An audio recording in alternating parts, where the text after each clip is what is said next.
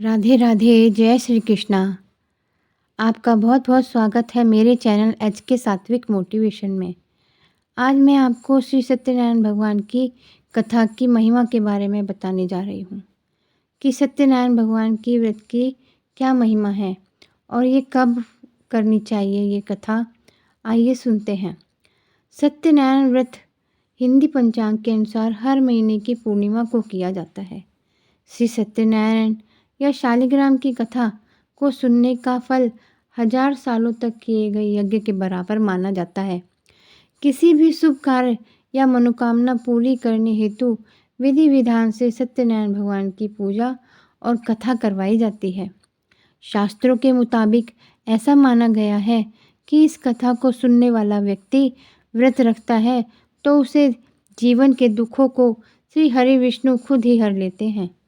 स्कंद पुराण के अनुसार भगवान सत्यनारायण श्री हरि विष्णु का ही दूसरा रूप है और इस कथा की महिमा को भगवान सत्यनारायण ने अपने मुख से देवर्षि नारद को बताया। सत्यनारायण भगवान की पूजा में पूर्णिमा के दिन शाम के समय स्नान आदि से निवृत्त होकर पूजा स्थान में आसन पर बैठ जाएं। पूजा के स्थान पर रंगोली बनाने के बाद उस रंगोली पर चौकी को रख दें। फिर उस पर सतिया बनाते हैं। उस सतिये पर केले के पत्ते रखकर सुंदर सिंहासन पर भगवान का चित्र अथवा शालिग्राम जी की और गणेश जी की मूर्ति विराजमान करते हैं। कलश रखते हैं। सबसे पहले कलश की पूजा कर फिर गणेश, गौरी, वरुण, विष्णु आदि सब देवताओं का ध्यान करके पूजन करें और संकल्प लें कि मैं सत्यनारायण भगवान का पूजन तथा कथा श्रवण सदैव करूँगी। फिर पुष्प हाथ में लेकर सत्यनारायण भगवान का ध्यान करें। यज्ञोपवीत पुष्प, धूप, नैवेद्य आदि से युक्त होकर स्तुति करें। हे भगवान, मैंने श्रद्धापूर्वक फल, जल आदि सब आपको सामग्री आपको अर्पण की है। अब आप इसे स्वीकार कीजिए। मेरा आपको बारंबार प्रणाम है। इसके बाद सत्यनारायण जी की कथा पढ़ें। ये सुनने के बाद भोग लगाएं, आरती करके प्रसाद बांटें और बड़ों का आशीर्वाद लें। इस पूजा और कथा सुनने में आप किसी विद्वान पंडित की मदद भी ले सकते हो। कुछ लोग सत्यनारायण व्रत के दिन पास के मंदिर में दोपहर में होने वाली कथा आरती में शामिल होकर चरणामृत तथा प्रसाद को घर लाकर ग्रहण करते हैं। श्री सत्यनारायण व्रत की कथा। सत्यनारायण भगवान की पूजा का बहुत अधिक महत्व होता है। श्री सत्यनारायण व्रत कथा के कुल 5 अध्याय हैं जिनका श्रवण करने से मनुष्य के सभी कष्ट मिट जाते हैं। ओम श्री गणेशाय नमः। आइए सुनते हैं श्री सत्यनारायण व्रत कथा का पहला अध्याय। श्रीमन नारायण नारायण नारायण, लक्ष्मी नारायण नारायण नारायण, भजमन नारायण नारायण नारायण, श्रीमन नारायण नारायण नारायण। पहला अध्याय। एक समय नैमिषारण्य तीर्थ में शौनक आदि 88,000 ऋषियों ने श्री सूत जी से पूछा, हे प्रभु, इस कलयुग में वेद विद्या रहित मनुष्यों को प्रभु भक्ति किस प्रकार मिलेगी तथा उनका उद्धार कैसे होगा? इसलिए हे मुनि, कोई ऐसा तप कहिए जिससे थोड़े समय में पुण्य प्राप्त होवे तथा मनवांछित फल मिले। यह कथा सुनने की हमारी इच्छा है। सर्वशास्त्र ज्ञाता श्री सूत जी बोले, हे वैष्णव में पूज्य, आप सबने प्राणियों के हित की बात पूछी है।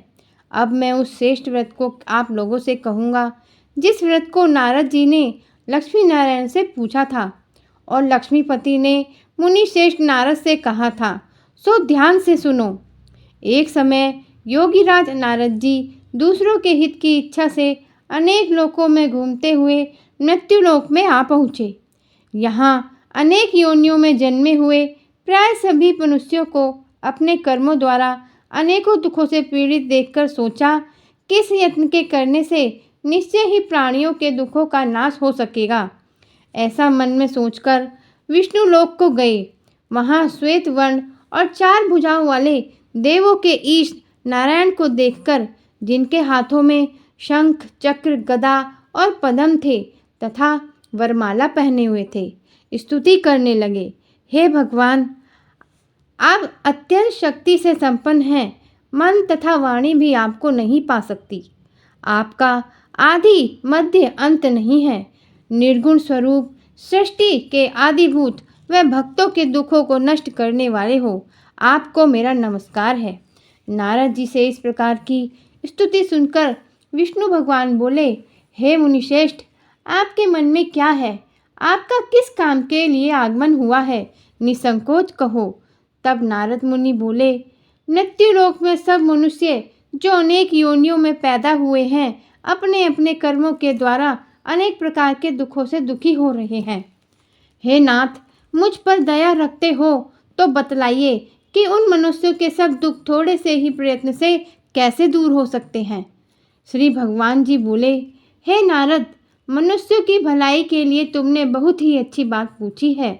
जिस काम के करने से मनुष्य मोह से छूट जाता है, वह मैं कहता हूँ, सुनो। बहुत पुण्य देने वाला स्वर्ग तथा मृत्युलोक दोनों में दुर्लभ एक उत्तम व्रत है। आज मैं प्रेमवश होकर तुमसे कहता हूँ, सत्यनारायण का यह व्रत अच्छी तरह विधि पूर्वक करके मनुष्य आयु पर्यंत यहाँ सुख भोग कर मरने पर मोक्ष को प्राप्त होता है। श्री भगवान के वचन सुनकर नारद मुनि बोले कि उस व्रत का क्या फल है, क्या विधान है और किसने यह व्रत किया है और किस दिन यह व्रत करना चाहिए, विस्तार से कहिए। भगवान बोले, दुख शोक आदि को दूर करने वाला, धन धान्य को बढ़ाने वाला, सौभाग्य तथा संतान को देने वाला यह व्रत सब स्थानों पर विजय करने वाला है। भक्ति और श्रद्धा के साथ किसी भी दिन मनुष्य श्री सत्यनारायण की प्रातःकाल के समय ब्राह्मणों और बंधुओं के साथ धर्मपरायण होकर पूजा करे। भक्ति भाव से नैवेद्य, केले का फल, घी, दूध और गेहूं का चूर्ण सवाया लेवे। गेहूं के अभाव में साठी का चूर्ण यानी चावल का चूर्ण, शक्कर तथा गुड़ ले और सब भक्षण योग्य पदार्थ जमा करा के भगवान को अर्पण कर देवे तथा बंधुओं सहित ब्राह्मणों को भोजन करावे। पश्चात स्वयं भोजन करे। नृत्य गीत आदि का आचरण कर सत्यनारायण भगवान का स्मरण करते हुए समय व्यतीत करे। इस तरह व्रत करने पर मनुष्य की इच्छा निश्चय पूरी होती है। विशेषकर कलिकाल में भूमि पर यही मोक्ष का सरल उपाय है। श्रीमन नारायण नारायण नारायण, लक्ष्मी नारायण नारायण नारायण। आइए दूसरा अध्याय सुनते हैं। श्री सूत जी बोले, हे ऋषियों, जिसने पहले समय में इस व्रत को किया उसका इतिहास कहता हूँ, ध्यान से सुनो। सुंदर काशीपुरी नगरी में एक अत्यंत निर्धन ब्राह्मण रहता था। वह भूख और प्यास से बेचैन हुआ नित्य पृथ्वी पर घूमता था। ब्राह्मणों से प्रेम करने वाले भगवान ने ब्राह्मण को दुखी देखकर बूढ़े ब्राह्मण का रूप धर उसके पास जा आदर के साथ पूछा, हे विप्र, नित्य दुखी हुआ पृथ्वी पर क्यों घूमता है? हे श्रेष्ठ ब्राह्मण, यह सब मुझसे कहो, मैं सुनना चाहता हूँ। ब्राह्मण बोला, मैं निर्धन ब्राह्मण हूँ, भिक्षा के लिए पृथ्वी पर फिरता हूँ। हे भगवान, यदि आप इसका उपाय जानते हो तो कृपा कर कहो। वृद्ध ब्राह्मण बोला कि सत्यनारायण भगवान मनवांछित फल देने वाले हैं, इसलिए हे ब्राह्मण, तू उनका पूजन कर, जिसके करने से मनुष्य सब दुखों से मुक्त होता है। ब्राह्मण को व्रत का सारा विधान बतलाकर बूढ़े ब्राह्मण का रूप धारण करने वाले सत्यनारायण भगवान अंतर्ध्यान हो गए। जिस व्रत को वृद्ध ब्राह्मण ने बतलाया है, मैं उसको करूँगा। यह निश्चय करने पर उसे रात में नींद भी नहीं आई। वह सवेरे उठ सत्यनारायण के व्रत का निश्चय कर भिक्षा के लिए चला। उसको भिक्षा में बहुत धन मिला, जिससे बंधु बांधवों के साथ उसने सत्यनारायण का व्रत किया। इसके करने से वह ब्राह्मण सब दुखों से छूटकर अनेक प्रकार की संपत्तियों से युक्त हुआ। उस समय से वह ब्राह्मण हर मास व्रत करने लगा। इस तरह सत्यनारायण भगवान के व्रत को जो करेगा वह मनुष्य सब दुखों से छूट जाएगा। इस तरह नारद जी ने नारायण का कहा हुआ यह व्रत मैंने तुम से कहा है। हे विप्र, अब मैं और क्या कहूँ? ऋषि बोले, हे मुनीश्वर, संसार में इस ब्राह्मण से सुनकर किस किस ने इस व्रत को किया, यह सब हम सुनना चाहते हैं। इसके लिए हमारे मन में श्रद्धा है। सूत जी बोले, हे मुनियों, जिस जिसने इस व्रत को किया है वह सब सुनो। एक समय एक ब्राह्मण धन और ऐश्वर्य के अनुसार बंधु बांधवों के साथ व्रत करने को तैयार हुआ। उसी समय एक लकड़ी बेचने वाला बूढ़ा आदमी आया और बाहर लकड़ियों को रखकर ब्राह्मण के मकान में गया। प्यास से दुखी लकड़हारा उनको व्रत करते देखकर ब्राह्मण को नमस्कार कर कहने लगा कि आप यह क्या कर रहे हैं और इसके करने से क्या फल मिलता है, कृपा कर मुझसे कहो। ब्राह्मण ने कहा, सब मनोकामनाओं को पूरा करने वाला यह सत्यनारायण भगवान का व्रत है। इसकी ही कृपा से मेरे यहाँ धन धान्य आदि की वृद्धि हुई है। ब्राह्मण से इस व्रत के बारे में जानकर लकड़हारा बहुत प्रसन्न हुआ। चरणामृत लेकर और प्रसाद खाने के बाद अपने घर को गया। लकड़हारे ने अपने मन में इस प्रकार संकल्प किया कि आज मैं इस लकड़ी बेचने से जो धन मिलेगा उसी से सत्यनारायण देव का उत्तम व्रत करूँगा। यह मन में विचार कर वह बूढ़ा आदमी लकड़ियाँ अपने सिर पर रखकर जिस नगर में धनवान लोग रहते थे वह ऐसे सुंदर नगर में गया। उस रोज वहाँ पर उसे उन लकड़ियों का दाम पहले दिनों से चौगुना मिला। तब वह बूढ़ा लकड़हारा दाम ले और अति प्रसन्न होकर पक्के केले की पुली, शक्कर, घी, दूध, दही और गेहूं का आटा इत्यादि सत्यनारायण भगवान के व्रत की कुल सामग्रियों को लेकर अपने घर गया। फिर उसने अपने भाइयों को बुलाकर विधि के साथ भगवान जी का पूजन और व्रत किया। उस व्रत के प्रभाव से वह बूढ़ा लकड़हारा धन, पुत्र आदि से युक्त हुआ और संसार के समस्त सुख भोगकर बैकुंठ को चला। बोलो श्री सत्य नारायण नारायण नारायण, लक्ष्मी नारायण नारायण नारायण, भजमन नारायण नारायण नारायण, श्रीमन नारायण नारायण नारायण। तीसरा अध्याय कहता हूँ, ध्यान से सुनो। सूत जी बोले, हे श्रेष्ठ मुनियों, अब आगे की कथा कहता हूँ, सुनो। पहले समय में उल्कामुख नाम का एक बुद्धिमान राजा था। वह सत्यवक्ता और जितेंद्रिय था। प्रतिदिन देव स्थानों पर जाता तथा गरीबों को धन देकर उनके कष्ट दूर करता था। उसकी पत्नी कमल के समान मुख वाली और सती साध्वी थी। भद्रशिला नदी के तट पर उन दोनों ने ही श्री सत्यनारायण का व्रत किया। उस समय मैं वहाँ पर एक साधु वैश्य आया। उसके पास व्यापार के लिए बहुत सा धन था। वह नाव को किनारे पर ठहराकर राजा के पास गया और राजा को व्रत करते हुए देखकर विनय के साथ पूछने लगा, हे राजन, भक्ति युक्त चित्त से ये आप क्या कर रहे हैं? मेरी सुनने की इच्छा है, सो आप यह मुझे बतलाइए।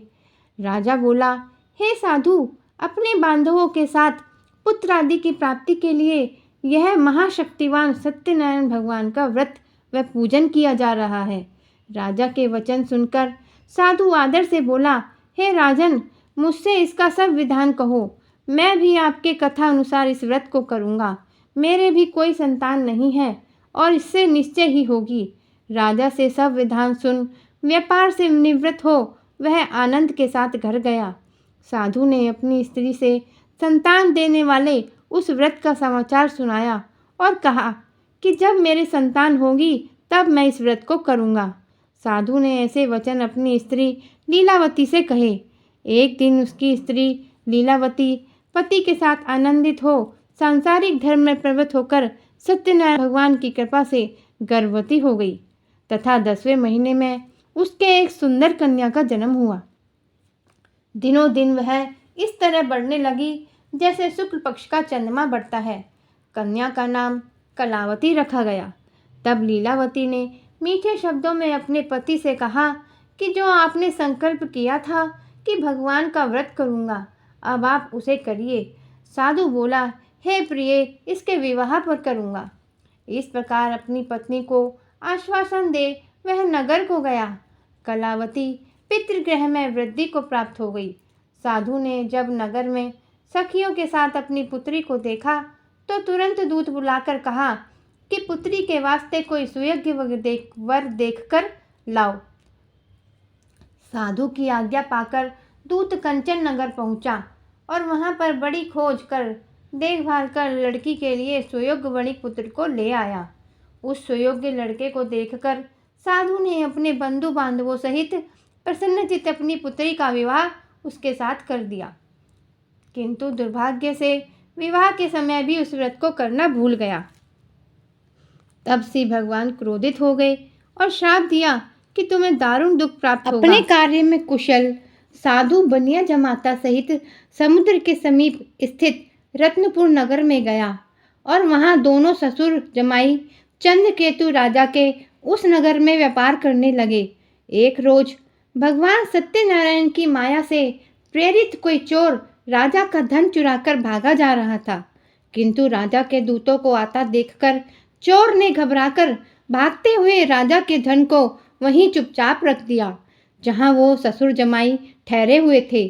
जब दूतों ने उस साधु वैश्य के पास राजा के धन को रखा देखा तो वे दोनों को बांधकर ले गए और प्रसन्नता से दौड़ते हुए राजा के समीप जाकर बोले, यह दो चोर हम पकड़कर लाए हैं, कृपया आज्ञा दें।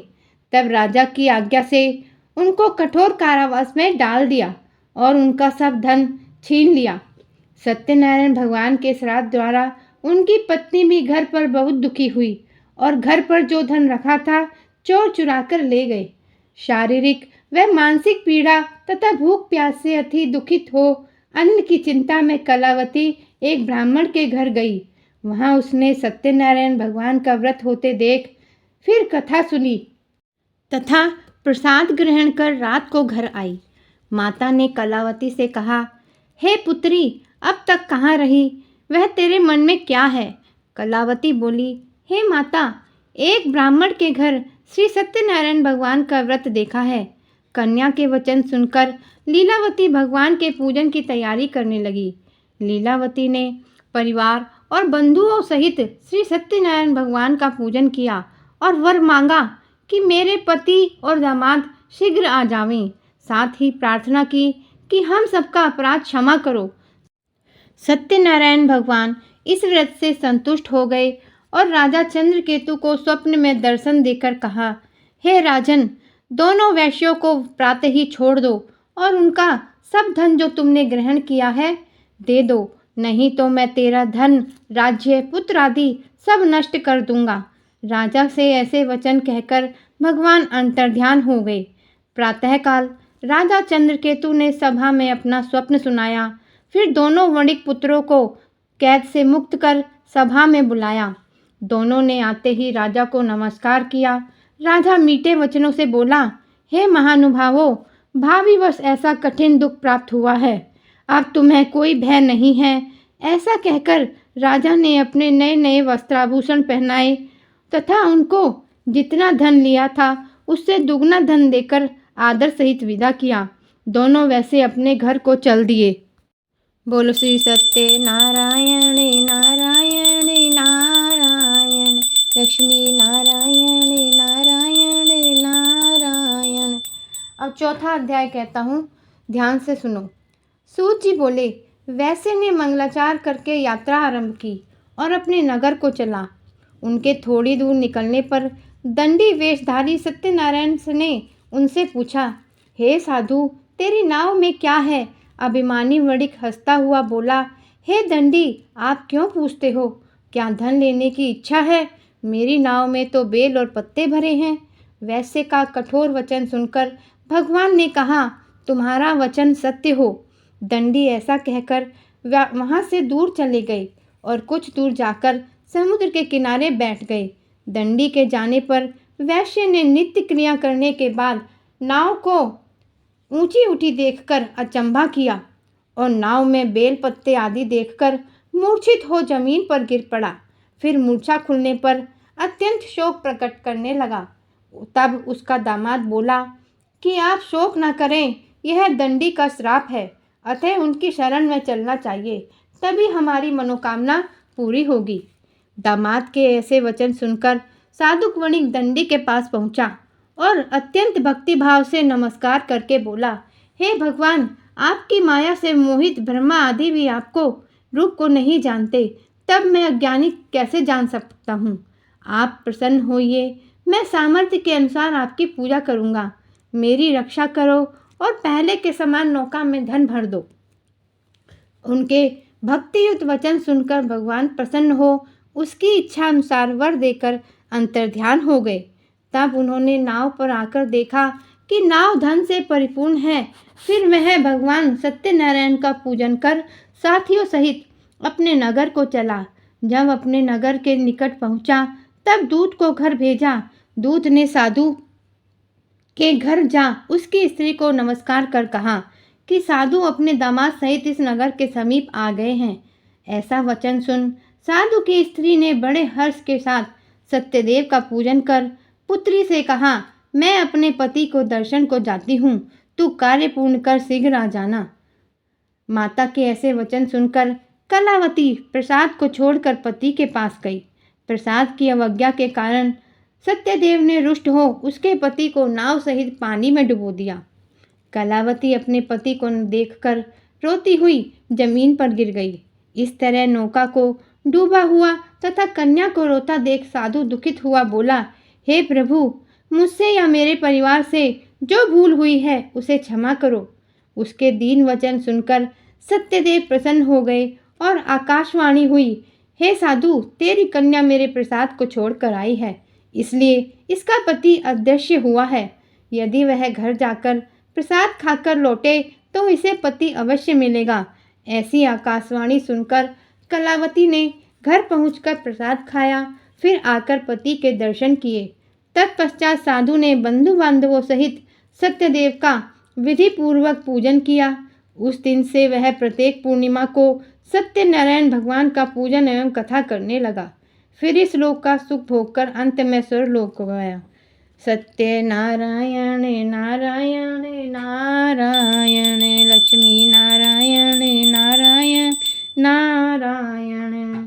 अब 5वां अध्याय कहता हूँ, ध्यान से सुनिए। सूत जी बोले, हे ऋषियों, मैं अब और भी कथा कहता हूँ, सुनो।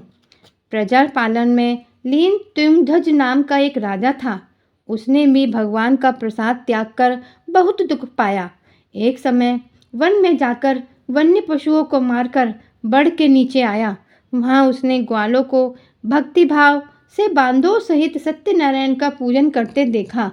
राजा देखकर भी अभिमानवश वहाँ नहीं गया और न ही नमस्कार ही किया। जब ग्वालों ने भगवान का प्रसाद उसके सामने रखा तो वह प्रसाद को त्याग कर अपनी सुंदर नगरी को चला। वहीं उसने अपना सब कुछ नष्ट पाया तो वह जान गया कि यह सब भगवान ने किया है। तब वह विश्वास कर ग्वालों के समीप गया और विधि पूर्वक पूजन कर प्रसाद खाया तो सत्यदेव की कृपा से पहले जैसा था वैसा ही हो गया। फिर दीर्घ काल तक सुख भोग कर मरने पर स्वर्गलोक को गया। जो मनुष्य इस परम दुर्लभ व्रत को करेगा, भगवान की कृपा से उसे धन धान्य की प्राप्ति होती है तथा सब मनोरथ पूर्ण होकर अंत में बैकुंठ धाम को जाता है। जिन्होंने पहले इस व्रत को किया, अब उनके दूसरे जन्म की कथा कहता हूँ। वृद्ध शतानंद ब्राह्मण ने सुदामा का जन्म लेकर मोक्ष को पाया। उल्कामुख नाम का राजा दशरथ होकर बैकुंठ को प्राप्त हुआ। साधु नाम के वैश्य ने मोरध्वज बनकर अपने पुत्र को आरे से चीरकर मोक्ष को प्राप्त किया। महाराज तुंगध्वज ने स्वयंभू होकर भगवान में भक्ति युक्त कर्म कर मोक्ष प्राप्त किया। इति श्री सत्यनारायण व्रत कथायाम संपूर्णम। बोले सत्यनारायण भगवान की जय। सत्यनारायण नारायण नारायण, लक्ष्मी नारायण नारायण नारायण, श्रीमन नारायण नारायण नारायण, लक्ष्मी नारायण नारायण नारायण। आइए अब श्री सत्यनारायण जी की आरती करते हैं। जय लक्ष्मी रमणा स्वामी, जय लक्ष्मी रमणा। सत्यनारायण स्वामी, सत्यनारायण स्वामी, जन पातक हरणा। जय लक्ष्मी रमणा। रतन जड़ित सिंहासन अद्भुत छवि राजे। नारद करत निरंजन घंटा ध्वनि बाजे। जय लक्ष्मी रमणा प्रगट भये कलि कारण। द्विज को दर्श दियो प्रभु द्विज को दर्श दियो। बूढ़ो ब्राह्मण बन कर कंचन महल कियो। ओम जय लक्ष्मी रमणा दुर्बल भील कठारो इन पर कृपा करी। प्रभु इन पर कृपा करी। चंद्रचूड़ एक राजा जिनकी विपत्ति हरी। ओम जय लक्ष्मी रमणा वैश्य मनोरथ पायो श्रद्धा तज दीनी। प्रभु श्रद्धा तज दीनी। सो फल भोग्यो प्रभु जी सो फल भोग्यो प्रभु जी फिर स्तुति कीनी। ओम जय लक्ष्मी रमणा भाव भक्ति के कारण छिन छिन रूप धर्यो। प्रभु छिन छिन रूप धर्यो। श्रद्धा धारण कीनी तिनको काज सर्यो। ओम जय लक्ष्मी रमणा ग्वाल बाल संग राजा वन में भक्ति करी। प्रभु वन में भक्ति करी। मन वांछित फल दीनो दीन दयाल हरि। ओम जय लक्ष्मी रमणा चढ़त प्रसाद सवाया कदली फल मेवा। प्रभु कदली फल मेवा। धूप दीप तुलसी से धूप दीप तुलसी से राजी सत्य देवा। ओम जय लक्ष्मी रमणा श्री सत्यनारायण जी की आरती जो कोई नर गावे। प्रभु जो कोई नर गावे। कहत शिवानंद स्वामी मनवांछित फल पावे। ओम जय लक्ष्मी रमणा बोलो श्री सत्यनारायण भगवान की जय। आप मेरी इस कथा को अपने परिवारजनों और मित्रजनों को शेयर ज़रूर करें और मेरे चैनल को सब्सक्राइब करें ताकि आपको मेरी और भी कथाओं के बारे में जानकारी